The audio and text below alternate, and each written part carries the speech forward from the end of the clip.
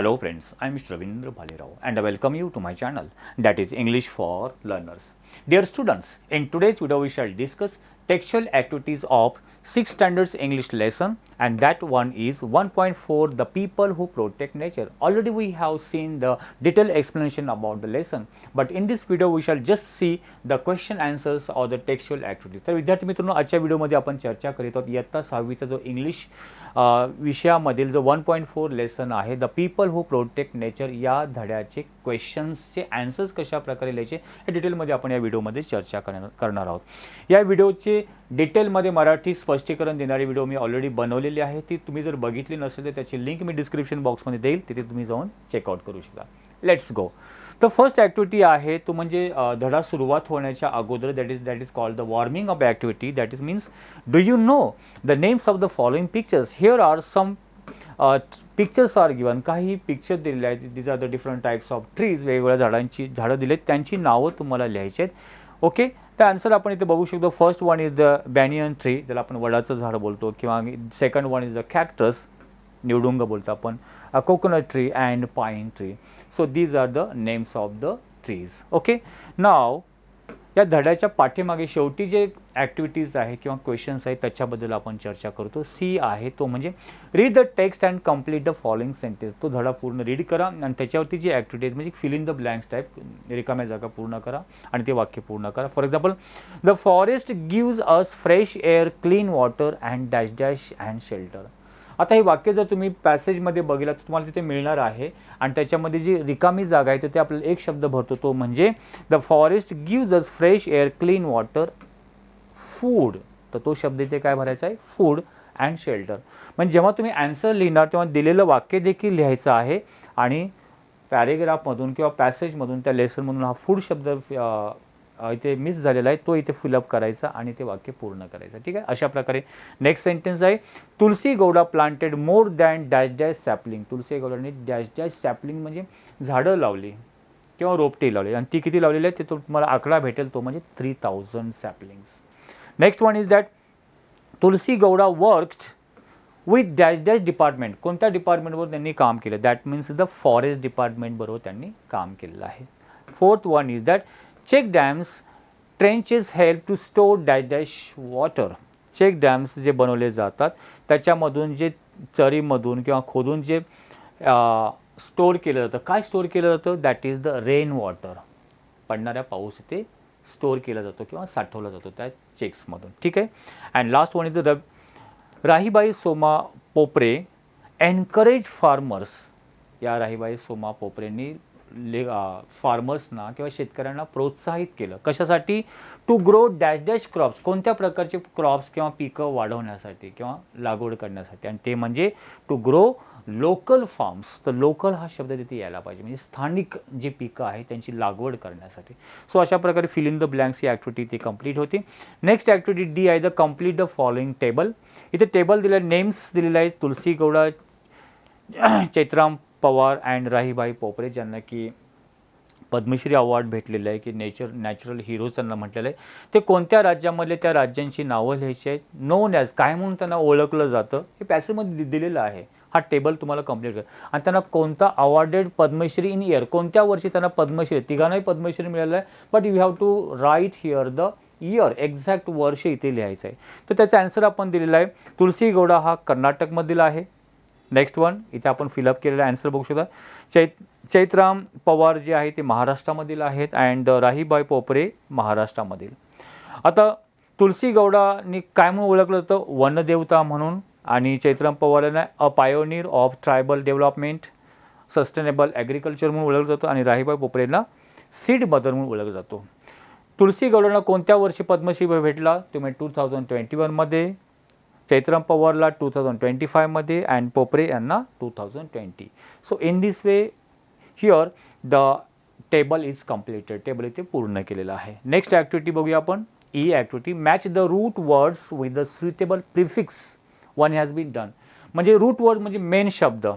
आता मेन शब्द समजा स्टॉप आहे, आणि ते प्रिफिक्स म्हणजे शब्दांच्या अगोदर लावलेली अक्षरं. आता इथे री आहे, डिस आहे, आय एम आहे, IRI, UN आणि नॉन. आता हे जे लेटर्स आहेत, मग तुम्ही ते मॅच करायचं. स्टॉपला पण आर ई लावून रिस्टॉप म्हणू शकतो का? डिसस्टॉप म्हणू शकतो का? किंवा इमस्टॉप म्हणू शकतो का? इरस्टॉप म्हणू शकतो. तर कोणता वर्ड? अनस्टॉप म्हणू शकतो की नॉन स्टॉप म्हणू शकतो. तर तुम्ही बघू शकता नॉन शब्द जर घेतला तर नॉन स्टॉप इथे बरोबर आहे, म्हणजे नॉन हा प्रिफिक्स लावलेला आहे. अशा प्रकारे नोनसाठी काय येईल? रिनोन येईल, डिसनोन येईल, तुम्ही जोड्या लावायच्या. प्रेझेंटसाठी काय? तुम्ही एक अंदाज करा. ॲडव्हान्टेजसाठी काय? आता मी आताच बोललो डिसॲडव्हान्टेज. पॉसिबलसाठी काय येईल?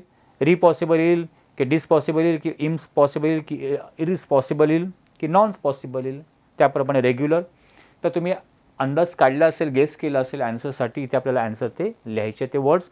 तर इथे आपण ॲन्सर बघू शकतो. Stop, non stop.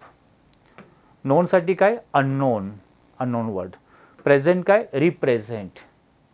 Advantage, disadvantage. Then possible, impossible. I M लावायचे ते. म्हणजे हे जी ॲक्टिव्हिटी आपण इथे, या ॲक्टिव्हिटीची आपण इथे ॲन्सर तयार केलेली आहे, तिथे बघू शकता. And last one is that regular, irregular. So हे प्रिफिक्स लावून इथे पूर्ण वर्ड, न्यू वर्ड क्रिएट केलं आहे, नवीन शब्द तयार झालेला आहे. नेक्स्ट ॲक्टिव्हिटी एफ आहे. Look at the picture. इथे पिक्चरमध्ये बघा अँड रीड द सेंटेन्स. हे सेंटेन्स केअरफुली बघा. तुम्ही तुम्हाला रीड करून दाखवतो. A boy is there. This is a boy. हा मुलगा आहे. ओके. He is studious. तो अभ्यासू आहे. आता या मुलाबद्दल काय यूज केलेला आहे? ही. तो कोण आहे? म्हणजे बॉयबद्दल काय यूज केला? He. This is a girl. ही गर्ल आहे. And she is brave. ती शूर आहे. मग गर्लसाठी कोणता वर्ड यूज केलेला आहे? शी. प्रोनाऊन, त्याला सर्वनाम बोलतात.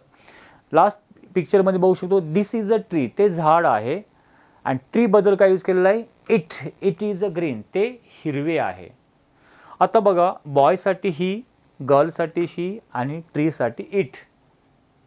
हे प्रोनाऊनचा यूज केला जातो. म्हणजे हे नावाच्या ऐवजी वापरणार जाणारा शब्द प्रोनाऊन. सो जेंडरमध्ये आपण बोलू मस्क्युलन प्रोनाऊन कोणकोणते आहेत? ही. फेमिनिनसाठी शी. अँड न्यूट्रलसाठी इट. मग ही मध्ये काय काय येऊ शकतो? बॉय, फादर, किंग, जे पुरुषवाचक बोलू शकतो आपण, जे पुरुष आहेत. शी जे फिमेल, गर्ल्स, हां, किंवा ज्याला फेमिनाईन बोलतात, मग गर्ल, मदर, क्वीन, या प्रकारे. इट म्हणजे ज्या प्रकारे सर्व निर्जीव वस्तू येऊ शकते, की बर्ड्स येऊ शकतात, ॲनिमल येऊ शकतो, बुक, टेबल, सिटी, फ्रुट्स, या प्रकारे. सो हे झाले मस्क्युलर प्रोनाऊन ही, शी, इटबद्दल, आणि त्याचे एक्झाम्पल दिलेले आहे. आता पुढे आपल्याला एक्झाम्पल दिले ते सॉल्व करायचे. ठीक आहे. Write the correct pronounce. Correct pronounce आपल्याला योग्य, बरोबर इथे सर्वनामांचा यूज करायचा आहे. Given words. फॉर एक्झाम्पल किंगसाठी काय बोलणार? सो इथे आपण बघितलं तर किंगसाठी काय आहे रे? किंग इथे दिले ना. किंगसाठी काय वापरणार? ही. मग हे जर तुम्ही प्रॉपर समज इथे लिहू शकता आन्सर. मग किंगसाठी काय बोलणार? ही. डॉल आहे. गेस करा. डॉलसाठी काय येईल? फ्लावरसाठी काय येईल? पेनसाठी काय येईल? Yash. This is the name of the boy. मुलाचं नाव आहे किंवा मॅनचं नाव आहे, त्यासाठी काय येईल? Shruti. Name of the girl or woman. त्यासाठी काय येईल? तर त्या ऑलरेडी आन्सर दिलेला आहे. किंगसाठी ही, डॉलसाठी इट, फ्लॉवरसाठी, पेनसाठी इट, यशसाठी ही, अँड सृष्टीसाठी she. So this activity is related to your grammar. ग्रामरच्या रिलेटेड ही ॲक्टिव्हिटी आहे. Next activity, write a short paragraph on trees are our best friends. झाडं आपले चांगले मित्र आहेत, यावरती एक पॅरेग्राफ क्रिएट करा. मग तुम्हाला ह्याचे वर्ड्स दिलेले आहेत ब्रॅकेटमध्ये. शेड, सावली, हेल्प, मदत करतात, फ्रुट्स, फळं आहेत, ऑक्सिजन, प्रोटेक्ट, यांचा योग्य ठिकाणी यूज करून हे ज्या ओळी दिल्या त्या पूर्ण करा. For example, trees are our best friend, they gives us dash dash. झाडं आपली चांगली मित्र आहेत, ती आपल्याला देतात डॅश डॅश. काय देतात रे? झाडं आपल्याला काय देतात? ह्युमन बिंगला फ्रुट्स पण देऊ शकतात, पण मेन सर्वात इम्पॉर्टंट ते आपल्याला काय देतात? ऑक्सिजन देतात. Okay. We eat its dash dash. मग त्यांची आपण काय खातो? We eat their fruits. मग इथे ॲन्सर दिलेला आहे. याचे ॲन्सर बरोबर हे पॅरेग्राफ कंप्लीट केलेला आहे. We its fruits. We rest in its dash dash. आपण त्याच्या डॅश डॅश खाली आपण रेस्ट करतो, आराम करतो. त्याच्या कशाखाली? Shade. We rest in its shade. Okay. In summer, उन्हाळ्यामध्ये, they dash dash to bring rain. ते आपल्याला पाऊस पण आणतात. दे हेल्प, ते मदत करतात. टू ब्रिंग रेन, पाऊस आणण्यासाठी. Okay. We should dash dash trees. आपण डॅश डॅश ट्रीजना काय करायला पाहिजे? राहिलेला शब्द we should protect trees. So in this way हे जे खालील ॲन्सर आपण बघू शकतो, या प्रकारे या योग्य शब्दांचा योग्य ठिकाणी वापर करून आपण त्या लाईन्स कंप्लीट केला, म्हणजे आपलं ते एक माय ट्रीज आवर बेस्ट फ्रेंड्स, याच्यावरती ही लाईन्स तयार झालेले किंवा पॅरेग्राफ तयार झाला आपण म्हणू शकतो. ठीक आहे. नेक्स्ट ॲक्टिव्हिटी आहे ती म्हणजे H, collect information about environmental protection. पर्यावरणाच्या रक्षणासाठी तुम्ही आणखीन अधिक माहिती जमा करा. अँड वॉटर कन्झर्वेशन, पर्यावरण रक्षण आणि वॉटर कन्झर्वेशन म्हणजे पाण्याची बचत करणे, जपून ठेवणे, याच्याबद्दल ॲक्टिव्हिटीज. मग ते कोणकोणते करू शकतो ते तुम्हाला आन्सर दिलेलं आहे. एन्व्हायरमेंट प्रोटेक्शनसाठी काय काय ॲक्टिव्हिटी आपण करू शकतो. Plant more trees and protect forest, जास्तीत जास्त झाडं लावा आणि जंगलाचं रक्षण करा. Reduce the use of plastic and recycle waste, reduce the प्लास्टिकचा यूज कमी करा, रिड्यूस म्हणजे कमी करा. आणि रिसायकल द वेस्ट, जे वेस्ट मटेरियल परत रिसायकल करून परत त्याचा यूज करू शकता. कीप आवर सराउंडिंग्स क्लीन, आपला परिसर स्वच्छ ठेवा, हे पर्यावरणाच्या related. Save wild life and protect natural habitat, wild life म्हणजे जंगली जे जंगली प्राणी आहेत त्यांचं तुम्ही रक्षण करा, त्यांना वाचवा. And protect the natural habitat, natural habitat म्हणजे नैसर्गिक जे घटक आहेत त्यांचं रक्षण करा. Use eco friendly products and avoid pollution, eco friendly products म्हणजे पर्यावरणाला हानी न करणारे असे प्रोडक्टचा यूज करा. अँड अवॉइड पोल्युशन, आणि तुम्ही प्रदूषण टाळू शकता. So these are the environmental protection activities. आता वॉटर कन्झर्वेशनसाठी काय करू शकता.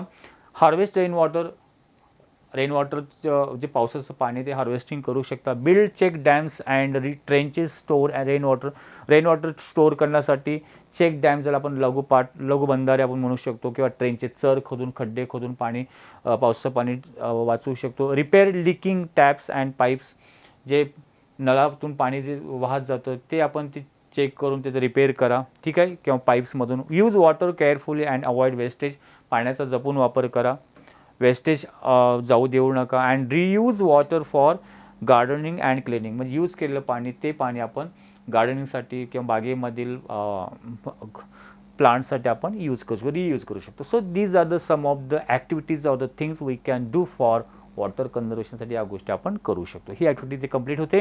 Next activity, what type of books do you like to read, तुम्हाला कोणत्या प्रकारची पुस्तके वाचायला आवडतात. Make a list of your favourite books. आता तुम्हाला स्वतःची प्रत्येकाचं आन्सर वेगळं शकतो. I like dash dash type of book, एका बुकचं नाव लिहा आणि त्याच्याबद्दल डिटेलमध्ये माहिती द्या. नेम ऑफ बुक्स, कोणकोणते तुमची प्रकारची बुक्स वाचायला आवडतील. And name of the books, आणखीन असे बुक्सची नावं तुम्हाला लिहायची आहेत की या प्रकारची बुक्स मला वाचायला आवडतात. आता त्याची एक सॅम्पल म्हणून तुम्हाला आन्सर दिलेला आहे. आय लाईक स्टोरी बुक्स, बुकचे प्रकार दिले. गोष्टींची पुस्तकं, ॲडव्हेंचरस बुक म्हणजे साहसिक गोष्टी असलेले पुस्तके. अँड बुक्स ऑन नेचर, निसर्गाच्या रिलेटेड पुस्तके. And real life heroes. Okay, आता त्यांची नावं काय दिली आहेत. Jungle Book, Alice in Wonderland and Charlotte's Web, Diary of Wimp Kid, Wings of Fire, autobiography, the Magic Tree. तुम्ही तुमच्या मनाने जे बुक्स तुम्ही रीड केलेले असतील, you can write the names of those books, हेच लिहावेत असे काय. This is the just example, हे फक्त तुम्हाला एक्झाम्पल म्हणून उदाहरण म्हणून दिलेलं आहे. या प्रकारे तुमच्या मनाने तुम्ही लिहू शकता. And last activity that is create and write slogans for, एक स्लोगन किंवा एक आपण काय बोलतो एक स्लोगन, ज्याला आपण ब्रीदवाक्य आपण बोलतो ना, त्याच्यासाठी तयार करायचं. सेव्ह वॉटरसाठी एक स्लोगन तयार करा, जे एक प्रकारचं तुम्हाला ठळक अक्षरामध्ये ते आपण जे आपण एक घोषणा देतो, घोषवाक्य आपण त्याला म्हणू शकतो. Save water and save tree म्हणजे पाणी वाचवा, झाडं वाचवा, याच्याशी तुम्ही स्लोगन तयार करा. मग तुम्ही असे स्लोगन्स बनवू शकता, 5-6 स्लोगन बनवू शकता. ते दिलेलं आहे बघा. सेव्ह वॉटर सेव्ह लाईफ या प्रकारे. आणखी काय, plant more trees save the earth, अधिकाधिक झाडं लावा आणि पृथ्वीला, धरती मातेला वाचवा. आणखीन काय, every drop counts save water, प्रत्येक पाण्याच्या थेंबाचं त्याचा यूज करा आणि पाणी वाचवा.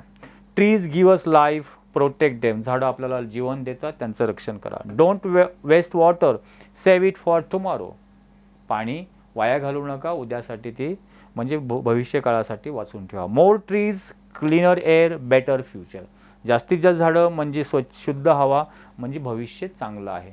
So these are the some of the slogans related to, हे काही स्लोगन इथे बनवले आहेत किंवा घोषवाक्य बनवले आहेत कशाचे related, save water and trees, save ट्रीच्या related. So this was the textual activities of 1.4 ची ही टेक्स्च्युअल ॲक्टिव्हिटीज झालेली आहे.